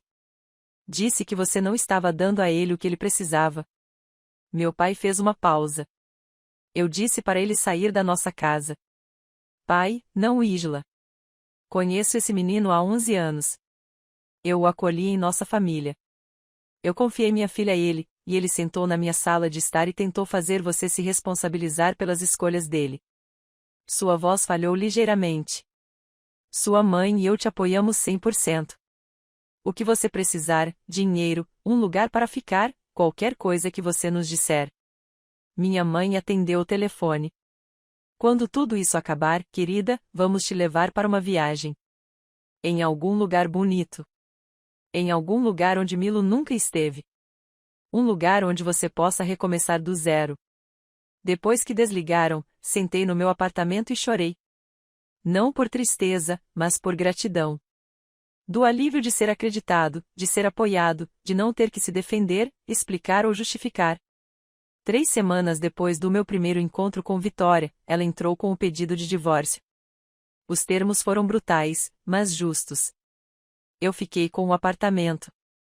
70% de todos os bens conjugais, reembolso integral dos $47.000 que Milo gastou com a Zéu ao longo de 18 meses. Cada jantar, cada hotel, cada massagem para casais, tudo documentado. Uma declaração reconhecendo seu adultério e má conduta financeira, e Milo pagaria todas as custas judiciais, tanto as de seus advogados quanto as minhas. Quando seu advogado apresentou os termos, Milo me ligou em menos de 1 hora, 70%. Sua voz estava extremamente rouca. Isso é uma loucura. Nenhum juiz jamais lhe concederia uma quantia tão alta. Eu já esperava por essa ligação. Eu havia ensaiado minha resposta. Na verdade, Vitória acha que um juiz me daria uma recompensa maior. Quando eles ficam sabendo da fraude financeira, do apartamento secreto, do abandono durante uma emergência médica, 70% é uma estimativa generosa. Isso é vingança. Você está tentando me punir. Estou tentando ser compensada pelo que você tirou do nosso casamento. Se preferir ir a julgamento e tornar tudo isso público, incluindo o depoimento do marido de Azel sobre como seu caso destruiu a família dele e prejudicou suas 2 filhas pequenas, podemos fazer isso. A escolha é sua. Silêncio. Longo e pesado. O marido de Azel sabe. Sua voz era quase um sussurro. Marcos sabe de tudo. Trocamos informações. Ele está disposto a testemunhar sobre o impacto nos seus filhos caso o caso vá a julgamento. Mais silêncio. Você entrou em contato com ele. Não era uma pergunta. Você contou para ele. Eu lhe disse a mesma verdade. Obtive as mesmas provas. Ele merecia saber o que sua esposa estava fazendo. Você destruiu tudo, disse Milo, com a voz oca. Você destruiu sistematicamente nossas vidas. Documentei o que você destruiu. Eu corrigi. Há uma diferença. Você fez as escolhas. Você teve um caso. Você roubou o dinheiro. Você assinou o contrato de locação.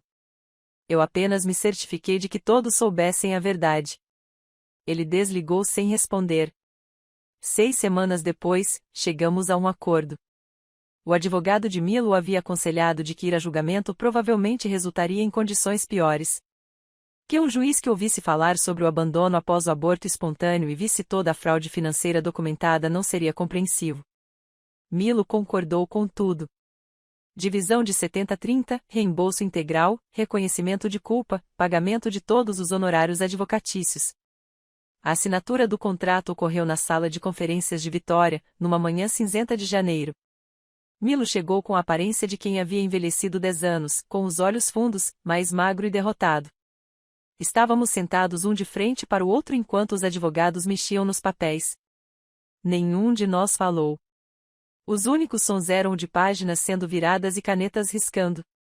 Na hora de assinar, Milo hesitou, com a caneta pairando sobre o papel. Eu realmente te amei, Islau. Sua voz era baixa. Eu sei que você não acredita nisso, mas eu acreditei. Eu simplesmente me perdi. Fiz escolhas terríveis. Desculpe. Eu olhei para ele. Este homem com quem construí uma vida de 11 anos. Esse estranho que destruiu tudo o que tínhamos criado. Pedir desculpas não desfaz nada. Eu disse que isso não traz o bebê de volta. Isso não apaga as mentiras. Isso não reconstrói a confiança.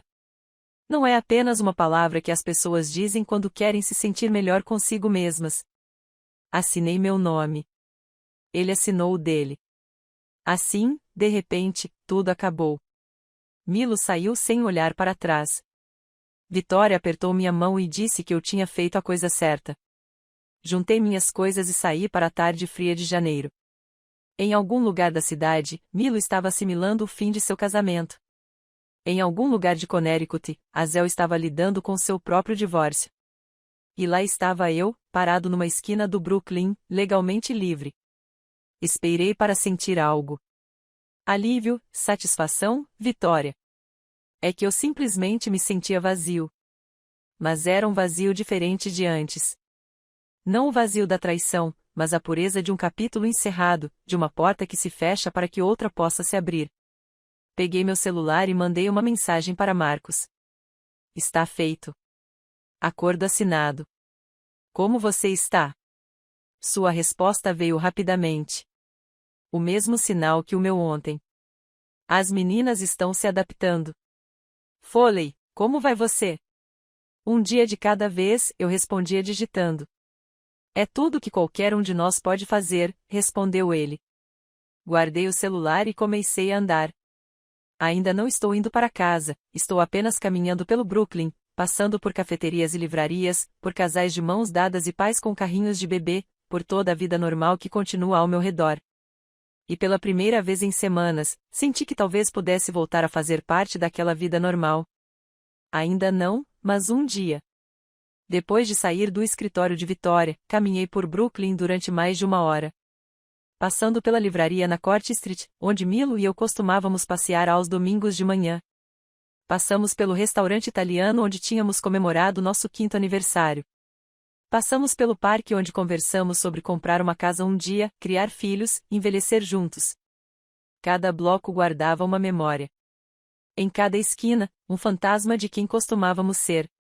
Quando voltei para o apartamento, já estava escuro. Fiquei parado na porta por um instante antes de entrar. De repente, percebi que aquele era o meu espaço agora, completamente meu. Os pertences de ninguém mais foram misturados com os meus. Sem ter que coordenar a agenda com mais ninguém. Não preciso levar em consideração as preferências de mais ninguém, apenas as minhas. Percorri os cômodos lentamente, enxergando-os de uma maneira diferente. O sofá onde confrontei Milo, a cozinha onde perguntei sobre a doença, o quarto onde ele fez as malas para que o enche enquanto mentia na minha cara. Cada espaço guardava o fantasma do nosso casamento. O peso do que costumava estar aqui e não está mais. Passei a semana seguinte em meio a uma estranha névoa. Ir para o trabalho, voltar para casa, existir, mas sem realmente viver. Meus colegas de trabalho andavam na ponta dos pés ao meu redor, lançando olhares de compaixão, mas sem fazer perguntas. Meu chefe me deu tarefas mais leves sem qualquer comentário. Todo mundo sabia que eu ia me divorciar. Ninguém sabia o que dizer sobre isso. No sábado seguinte, decidi empacotar as coisas restantes de Milo. Os pertences que ele havia deixado para trás quando pegou as roupas naquela primeira noite. Os livros dele nas prateleiras. As canecas de café dele na cozinha. A foto emoldurada do nosso casamento que eu tirei da caixa, mas não joguei fora. Trabalhei metodicamente, empacotando tudo com a mesma precisão sistemática que usei para coletar evidências. Cada item foi colocado em uma caixa etiquetada com fita adesiva. Suas roupas, seus livros, seus pertences diversos. 12 anos de vida acumulada reduzidos a papelão e fita adesiva. Enviei uma mensagem para ele quando terminei. Suas coisas já estão embaladas. Busque-os neste fim de semana. Ele apareceu no sábado de manhã com os funcionários da mudança que havia contratado. Da janela da sala de estar, observei enquanto carregavam caixa após caixa em um caminhão. Milo estava parado na calçada, com as mãos nos bolsos, parecendo pequeno e derrotado. Por um instante, quase senti pena dele. Quase. Então me lembrei da massagem para casais, dos jantares românticos, das 17 ligações não atendidas enquanto eu perdia nosso bebê. E a simpatia evaporou. Depois que eles saíram, sentei-me na sala de estar vazia e chorei. Não por Milo, não pelo casamento, mas pela mulher que eu era 3 meses atrás. Aquela que confiou completamente, que acreditou no para sempre, que pensou que o amor era suficiente. Aquela mulher se foi, e eu lamentei sua morte. Minha mãe apareceu por volta das 7 daquela noite e entrou com a chave reserva que eu havia lhe dado anos atrás. Ela não perguntou se eu estava bem, não ofereceu clichês sobre o tempo curar as feridas, apenas sentou-se ao meu lado no sofá e segurou minha mão enquanto eu chorava. Quando terminei, ela fez chá, pediu comida tailandesa no restaurante da esquina, passou a noite aqui, dormindo ao meu lado como fazia quando eu era criança, e teve pesadelos. Você vai ficar bem, ela sussurrou no escuro. Não parece agora, mas você vai parecer. Eu queria acreditar nela. 2 semanas após a finalização do divórcio, Sarah veio de Boston para passar o fim de semana. Nos encontramos em um bar de vinhos em Park Slope, acomodando-nos em uma mesa de canto com uma garrafa de Pogrigil. Conte-me tudo, disse ela. Desde o início, assim eu fiz. A foto no Instagram, as cobranças no cartão de crédito, o confronto, o aborto espontâneo, o acordo de divórcio, tudo isso. Sarah escutou sem interromper, suas expressões oscilando entre choque, raiva e algo que parecia um orgulho feroz. O aborto espontâneo, disse ela quando terminei. Isa, você passou por isso sozinha. Por que você não me ligou? Porque eu tinha vergonha. Eu admiti. Me senti estúpido por não ter percebido o caso antes. Como eu já devia saber. Como se eu tivesse falhado de alguma forma. Você não falhou. Sim, ele fez. Sarah segurou minha mão por cima da mesa. Ele te traiu da pior maneira possível. E você sobreviveu. Mais do que sobreviveram. Você revidou. Essa pergunta sobre a doença. Ela riu apesar da conversa séria. Isso foi genial. Aterrorizante, mas genial. Pedimos uma segunda garrafa de vinho. O que você fez, continuou Sarah, foi reunir provas, exigir responsabilidade e enviar aquele e-mail para o marido de Azel. Não foi por vingança. Isso foi autopreservação. Você se recusou a deixá-los reescrever a história. Ela ergueu o copo em sua homenagem. Sobreviver à traição com a dignidade intacta, ser o tipo de pessoa forte que assusta homens medíocres. Brindamos e, pela primeira vez em meses, senti algo quente no peito. Não exatamente a felicidade, mas a possibilidade dela. A certeza de que um dia poderei me sentir normal novamente. Um mês após o divórcio, Marcos me mandou uma mensagem. A audiência de custódia correu bem. As meninas vão ficar comigo. Como você está? Temos entrado em contato esporadicamente. Duas pessoas unidas pela mesma traição, oferecendo apoio a partir de nossa posição única de compreensão mútua. Um dia de cada vez, respondi. E você? Mesmo. Mas ainda estamos de pé. Isso conta para alguma coisa. Combinamos de nos encontrar para tomar um café na semana seguinte. Marcos parecia melhor do que em nosso último encontro. Menos vazio, mais presente. Seu rosto recuperou a cor. A vida em seus olhos.